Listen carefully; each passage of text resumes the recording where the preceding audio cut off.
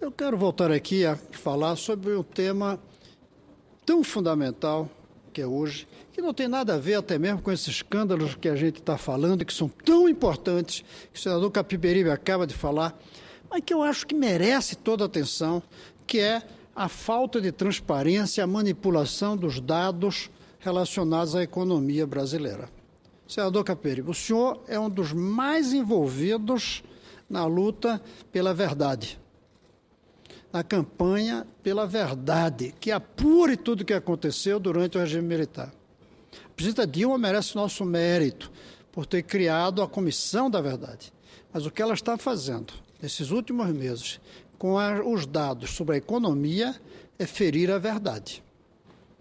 E esconder do povo a realidade da economia, das finanças, é uma forma de violência, não vou dizer aqui tão grande quanto a brutalidade de ditaduras e da tortura, mas com consequências nocivas para a sociedade brasileira da mais alta gravidade.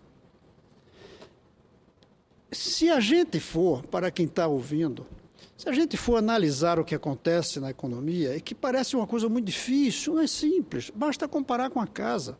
Aliás, a palavra economia vem da administração doméstica, da casa. É assim que surge a palavra economia no grego antigo, a gestão da casa.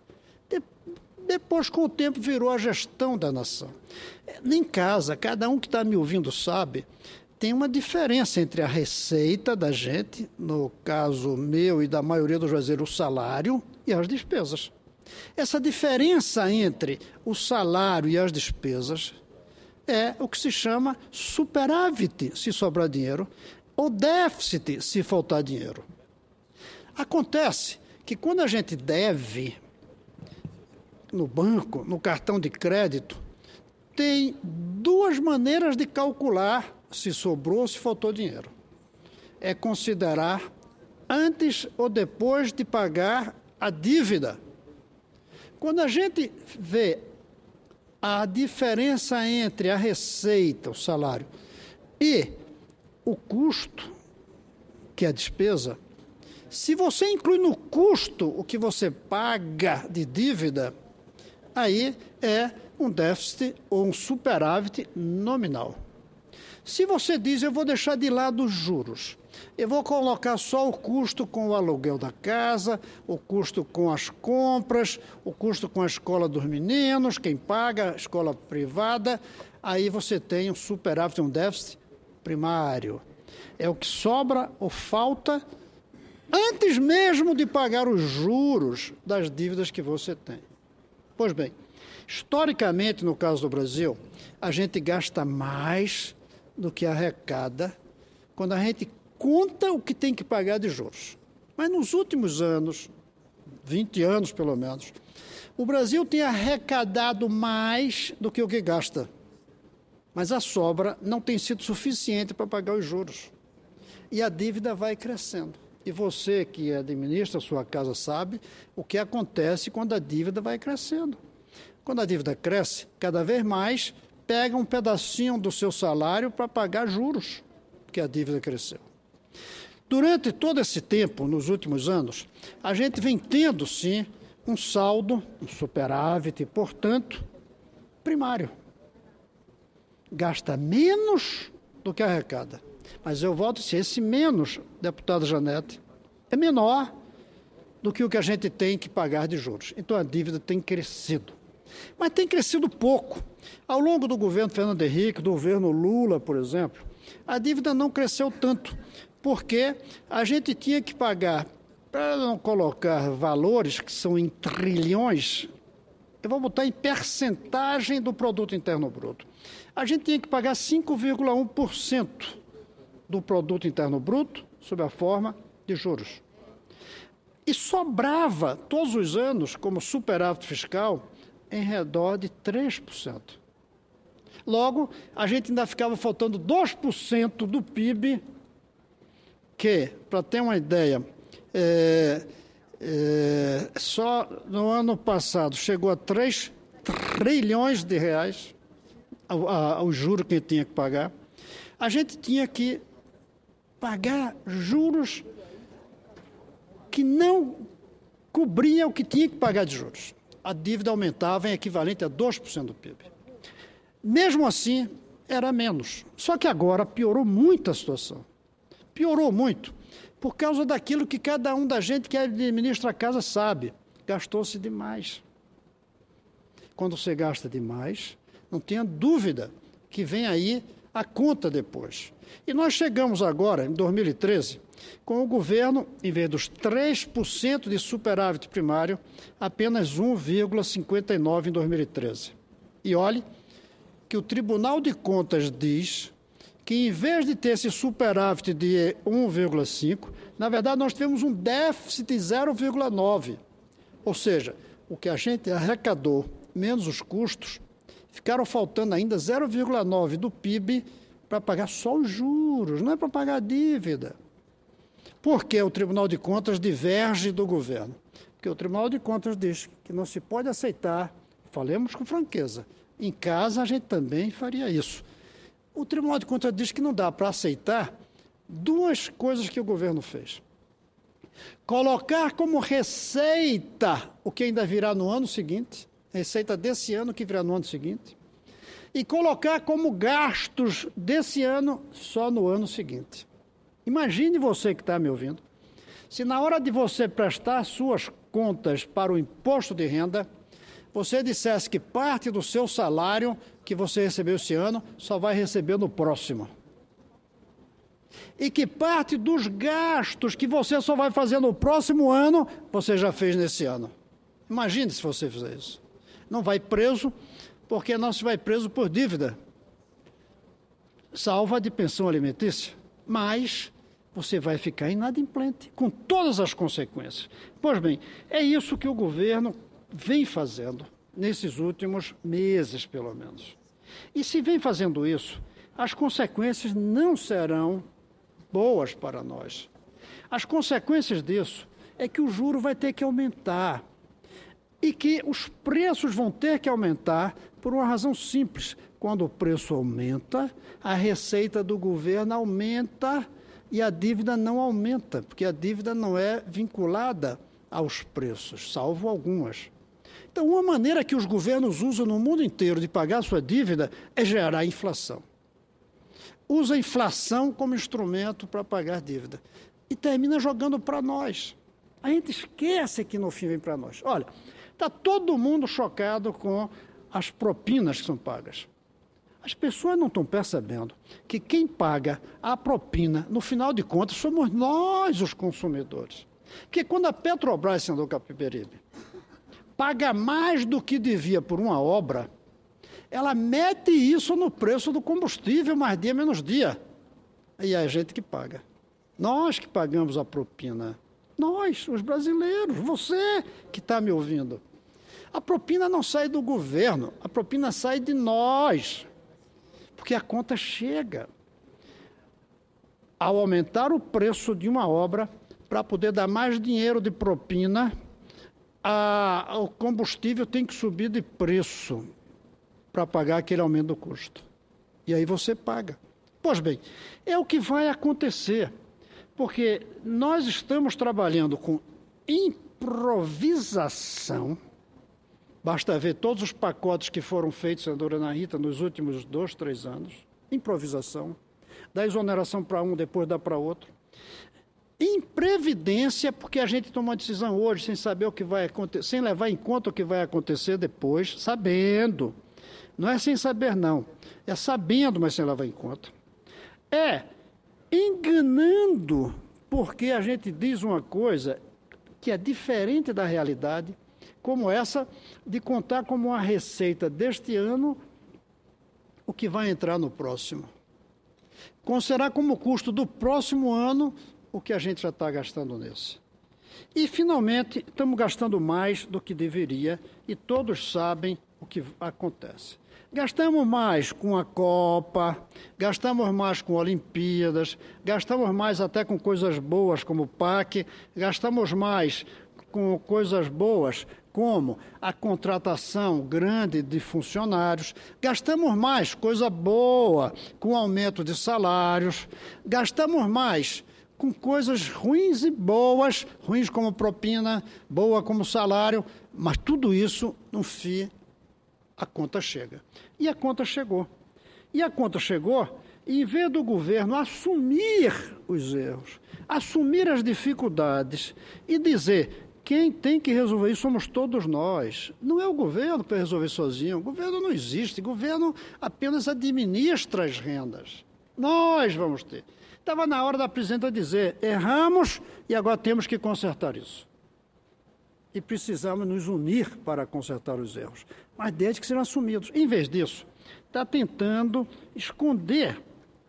É como se a gente tivesse estourado o cartão de crédito.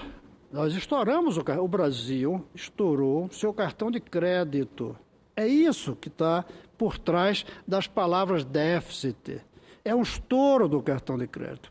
Em vez de resolver isso, o que a gente está fazendo é mandando para cá, o governo, uma proposta de alteração da Lei de Diretrizes Orçamentárias, que é uma manobra fiscal para esconder as dificuldades. E quando a gente esconde uma dificuldade, senador Capiberibe, ela vem com muito mais violência depois. Cada dia que a gente atrasa entender uma dificuldade e procurar solução, ela vem com mais violência depois. O que é que o governo fez? Mandou um texto com um projeto que era a Lei de Diretrizes Orçamentárias para 2014, que chegou no dia 11 de novembro, após o governo admitir que a essa altura do ano não tem como mais cumprir a meta fiscal. O governo reconheceu, mas não reconheceu que foi um erro. Como se fosse uma coisa natural, como se fosse por acaso. Tinha uma pedra no caminho. Não foi uma pedra no caminho. Foi uma muralha que foi feita e que a gente vai precisar derrubar para voltar a crescer, para crescer sem inflação. E, em vez de dizer tem uma muralha na frente, a gente diz, o governo, vamos fazer de conta que não tem essa muralha. O texto que está em vigor exige um superávit primário de, no mínimo, 49 bilhões. Já levando em conta todos os descontos em relação à meta maior, que seria 116 bilhões para o governo central, a Previdência e o Banco Central. Na prática, essa meta está sendo abandonada, pois a alteração proposta permitirá ao governo, se for aprovada aqui por nós, se nós fizermos parte desse jogo de esconder a verdade, se for aprovada, permitirá abater do valor total da meta do superávit, tudo o que conseguir executar em despesa de investimento com o programa de aceleração de crescimento. E ainda as desonerações tributárias, o que só em outubro já passava de 135 bilhões. Ou seja, a gente vai gastar isso, mas vai fazer de conta que não gasta. Imagine se você chegasse para o dono do banco que tem seu cartão de crédito e dissesse: olha, faz de conta que aquilo que eu gastei na compra de um carro novo, eu não gastei. Como é que ia ser?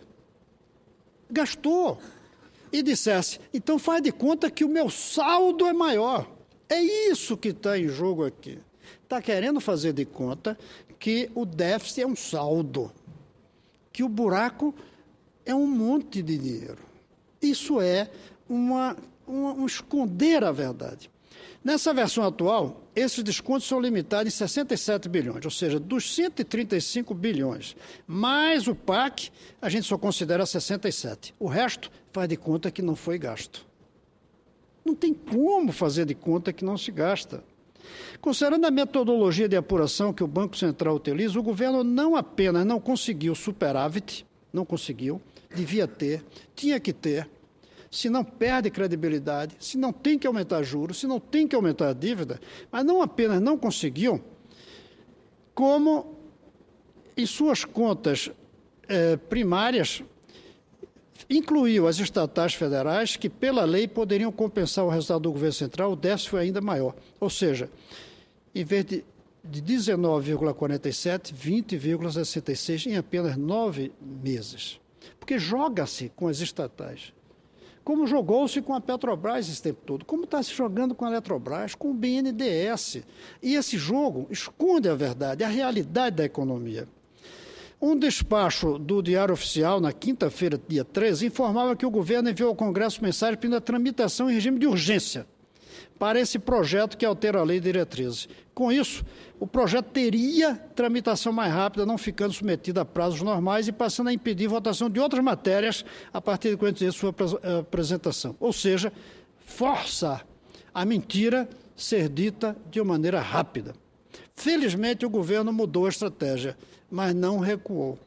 Ele apenas tirou o pedido de urgência, mas fez uma artimanha para que o próprio Congresso ponha em votação de uma maneira rápida, sem uma discussão cuidadosa, com a mesma imprevidência e a mesma improvisação. O processo vai correr atropelando as datas. O calendário de votação da proposta seguirá uma tramitação ordinária, mas com encurtamento dos prazos. Mais uma manipulação, impossibilitando, portanto, maiores discussões entre os parlamentares. Porque mesmo uma fala como essa não está provocando nenhuma discussão, e isso que é o preocupante. Pelo calendário definido pela CMO, deputados e senadores têm até essa segunda-feira para apresentar as emendas. O relatório do senador Jucá deve estar pronto até o dia seguinte, dia 18, para ser votado na quarta-feira, dia 19. Como é que uma coisa dessa a gente faz com que seja tramitado em 3 dias? Era melhor ter mantido o pedido de votação rápida, porque a gente tinha 45 dias, vai ter pouco mais de 45 horas. Foi visando isso, senadora Ana Rita, que eu dei entrada a diversas emendas à LDO, hoje de manhã. 7 emendas eu fiz. Eu não vou tomar o tempo de ler com detalhes essas emendas, por causa do tempo. Mas uma delas era que não permitia a redução de meta de superávit primário que fosse previamente fixada.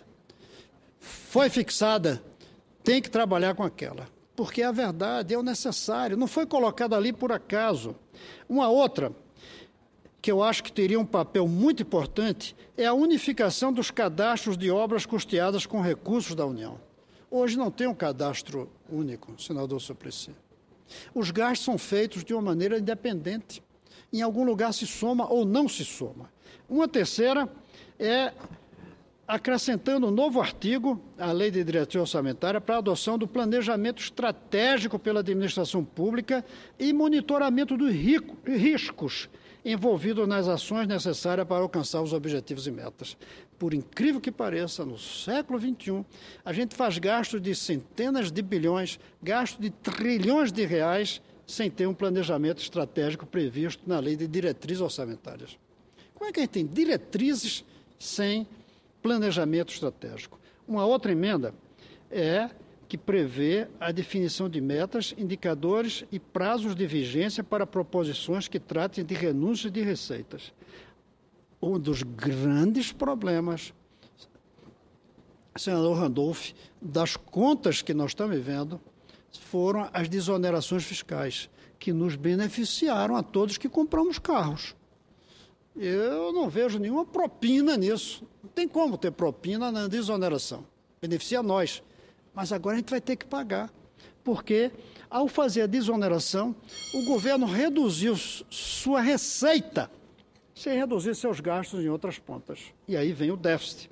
A outra emenda, e estou terminando, senadora, é que inclui demonstrativos de desonerações tributárias no âmbito do PAC. Se a gente não fizer isso, a gente não vai saber exatamente como está sendo os gastos. Mais uma emenda é definindo o prazo para que o Congresso aceite ou não as contas a serem prestadas pela Presidência da República. Não tem prazo. A gente pode ficar aqui passando meses e meses e meses sem prestar contas das contas. Tem que ter um prazo para que o Congresso aprecie as contas do governo. O outro inclui um artigo dispondo sobre o custo de obras, de tal maneira que o custo global de obras e serviços de engenharia seja obtido a partir de custos unitários de insumos ou serviços menores ou iguais à mediana de seus correspondentes ao Sistema Nacional de Pesquisa de Custo e Índice da Construção Civil. Se isso tivesse sido aplicado nas obras da Petrobras, não estaríamos vivendo essa crise, pelo menos na dimensão que estamos vivendo. Foi a falta disso, a falta de vinculação dos preços à mediana do que é definido nas pesquisas de preços elaboradas pelo próprio governo, que permitiu com que, através de negociações, se subissem os preços, de tal maneira que se dissesse, sobe e um pedacinho vai para você e um pedacinho vai para nós. Essas emendas foram apresentadas hoje. A primeira notícia que eu tive é de que tinham sido recusadas, depois foi a notícia de que tinham sido aprovadas. Independente de serem aprovadas ou não, eu quero dizer que eu fiz meu dever de casa. Eu apresentei minhas emendas. Eu tentei fazer com que o trabalho da elaboração do próximo orçamento, desse ano para o próximo ano, seja feito de uma maneira diferente, com mais seriedade, com menos improvisação, com mais previdência, com menos descuido. Eu espero que essa crise toda que está aí, que a presidenta Dilma disse que faz um Brasil diferente, faça um Brasil diferente, no mínimo na elaboração do orçamento do próximo ano. Pelo menos isso, para evitar tragédias como a que nós estamos vivendo, de diretores de grandes empresas como a Petrobras presos, os presidentes das maiores empreiteiras do mundo, não são só do Brasil, não. Essas empresas que a gente considera das maiores do Brasil, são das maiores do mundo, mas brasileiras, presos também, e uma vergonha nacional que está tomando conta de todos nós. Tem tempo para resolver isso. Tem que identificar os cuidados, tem que acabar com a impunidade, mas vamos desde já tomar um pouco mais de cuidado na elaboração do orçamento do próximo ano. Eu fiz o dever de casa, eu apresentei minhas propostas e eu estou aqui manifestando nessa fala. Era isso, senhora presidenta. Obrigada, senador Cristóvão Buarque. Passo agora a leitura.